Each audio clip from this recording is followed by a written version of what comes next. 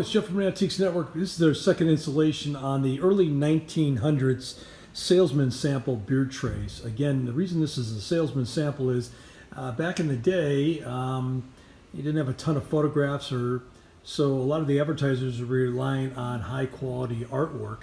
So this is a painting that had been done that they obviously had licensed, and we're getting ready to put some kind of brand on there. And you don't see any kind of brand yet. So what you would have seen is whatever beer company that would want to be promoting this would add their name and use this artwork to promote their brand. Mantiques. Antique, Mantique. These guys sell Mantiques. This is their store. We're bringing stuff every day, in and out, in and out, in and out. We're shaking and baking. These are their customers. Give me the rundown on the GMC. This lived in a bar in Ghent in Belgium.